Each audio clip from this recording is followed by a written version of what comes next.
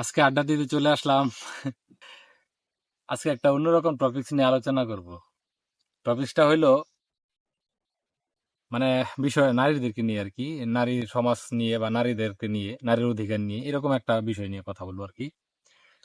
বিষয়টা হচ্ছে, সেদিন একটা ভিডিওতে দেখলাম একজন নারী আর কি, একজন নারী, তিনি আহ, বক্তব্য দিলেন যে একটা ছেলে যদি 4টা বিয়ে করতে পারে, তাহলে একটা নারী কেন 4টা বিয়ে করতে পারবে না? নারীর তো আরো ক্ষমতা পুরুষের চাইতে বেশি। মানে এই যদি হয় নারীর ভাস্বর। যাই হোক, আমি একটু এটা নিয়ে বিশ্লেষণ একটু করতে চাই আর কি, একটু বিশদ ব্যাখ্যা করতে চাই। সেটা হচ্ছে, দেখেন, আপনারা সব জায়গাতেই সমান অধিকার দাবি করেন নারীরা, ঠিক আছে, আমরা মেনে নিলাম। কিন্তু আপনারা যদি দাবি করে বসেন, তাহলে তার দাবিটা পূরণ হবে না। কারণ হলো, আপনাদেরকে আর আমাদেরকে আল্লাহ তাআলা বানাইছে অন্যভাবে, তৈরি করছে অন্যভাবে। আপনাদেরকে কিছু ক্ষমতা দেওয়া, আমাদের কিছু ক্ষমতা দেওয়া, নিয়ম কারণ দেওয়া। তো আপনারা যদি সেটা মেনে না চলেন, তাহলে তো আর বিধিবিধান মেনে চলা হলো না। কি কারণে ইসলাম একটা মেয়েকে 4টা বিয়ে করতে দেয় নাই? সেটার কারণ কি জানেন?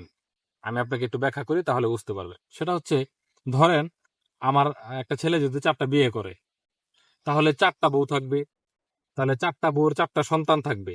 ধরেন কথার কথা, 4টা সন্তান, 4টা সন্তানের কিন্তু বাবা একটাই থাকবে।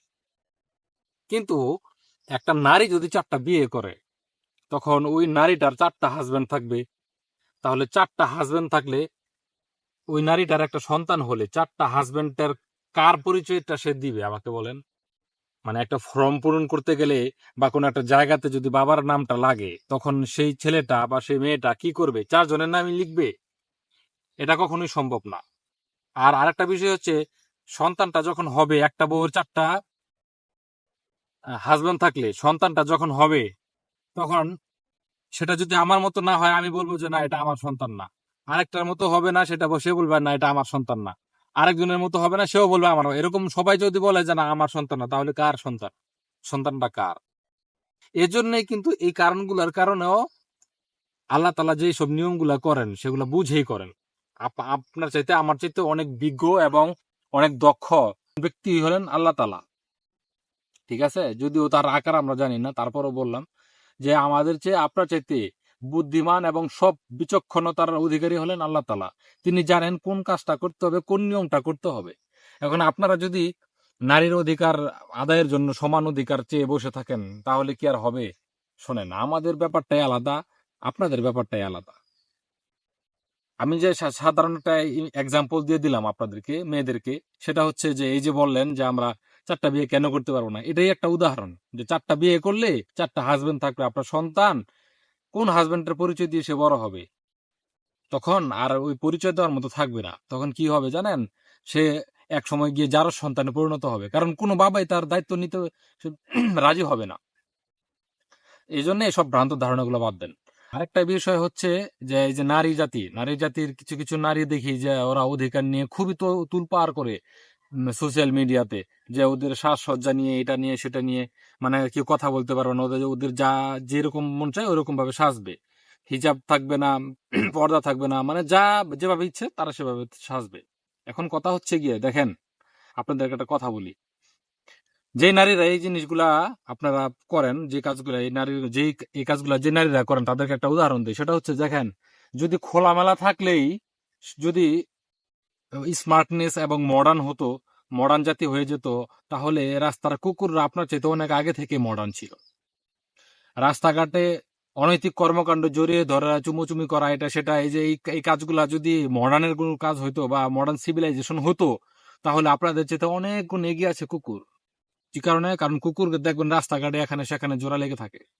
তার মানে হচ্ছে এটাই, যে কুকুরের যেমন লজ্জা নাই, আমাদের সমাজের কিছু কিছু নারীর জাতি আছে যা তাদেরও এরকম কোনো লজ্জা নেই। মানে তারা নিজের চিন্তাই করে না যে আসলে আমরা মডার্ন হচ্ছি না নির্লজ্জ হচ্ছি। এজন্য আপনারা যারা আছেন, আমরা নারী সমাজের মধ্যে যারা আছেন, আপনারা শুনেন না, আমরা একটা কথা বলি। আপনারা মায়া জাতি, আপনারা বোনের জাতি, আপনাদেরকে সম্মান দিই। আমরা আমরা ছেলেরা আপনাদেরকে যথেষ্ট পরিমাণ সম্মান দিই, কারণ ইসলাম আপনাদেরকে সম্মান দিয়ে পাঠাইছে দুনিয়াতে। আপনারা সেই সম্মানটা বজায় রাখার চেষ্টা করুন। শুধু শুধু শুধু এইরকম অযৌক্তিক কথাবার্তা, এরকম নোংরা কথাবার্তা বলে আমাদের সুশীল মা সমাজে এবং বোন সমাজদেরকে উল্টো পথে নেওয়ার চেষ্টা করেন না আপনারা। ওই নাস্তিকবাদী চিন্তা ভাবনা বাদ দিয়ে, তুসলিমা নাসরিনের সেই এই সংস্কৃতি বাদ দিয়ে আপনারা একটু সুশীল সমাজের দিকে আসুন, সুশীলভাবে সমাজটা গড়ে তুলুন। কারণ আপনার একটা ব্যবহারের কারণে আপনার সন্তান অন্যদিকে চলে যাবে। কারণ আপনি যে ব্যবহারটা আপনার সন্তানকে শিখাবেন, আপনার সন্তান সেই ব্যবহার নিয়েই সুখে থাকবে এবং সেই ব্যবহার নিয়েই সমাজ গড়বে। সুতরাং আপনি নারী জাতি, আপনি মায়ের জাতি, আপনি যদি সুষ্ঠুভাবে সমাজ গড়তে পারেন, তাহলে আপনার সন্তান আপনাকে দেখে সেভাবে সমাজ গড়ার জন্য উদ্যুক্ত হবে। এই জন্য এসব নোংরা চিন্তা ভাবনা বাদ দেন, ঠিক আছে? এসব নোংরামি কখনো মডার্ন সিভিলাইজেশন হতে পারে না। এইসব নোংরামি, এই অধিকার বলে আপনারা যে নোংরামিটা করেন, অধিকার আদায়ের বিষয় নিয়ে যে নোংরামিটা করেন, এই নোংরামি দিয়ে কখনো সমাজ চলবে না, সমাজ গঠিত হবে না সুন্দরভাবে। যাই হোক, আমি আবারও বারবার আপনাদেরকে রিকোয়েস্ট করছি, যারা নারী জাতি আছেন, ভিডিওটা তো তাদের জন্য, তবে যারা আছেন সবাইকে না, মানে যারা এই উল্টো পথে চলেন এবং এই উশৃঙ্খলাটাকে তারা শৃঙ্খলা ভাবে নেন এবং নষ্ট সমাজটাকে তারা সঠিক সঠিক পথ হিসাবে বেছে নিয়েছেন, আমি তাদেরকে বলছি এই পথটাকে ছেড়ে দিন। মডার্ন বলতে শুধু উলঙ্গ, আর মডার্ন বলতেই শুধু বেপর্দা উল্টাপাল্টা চলাফেরা, এটাকে মডার্ন বলা হয় না। ঠিক আছে? আপনারা এই মডার্নটাকে ছেড়ে দিন, ছেড়ে দিয়ে সুন্দর শৃঙ্খলাবদ্ধ যে সমাজ আছে সেই সমাজে আপনারা সুষ্ঠু সমাজে ফিরে আসুন। আজ এ পর্যন্তই থাক। ভালো থাকবেন, সুস্থ থাকবেন।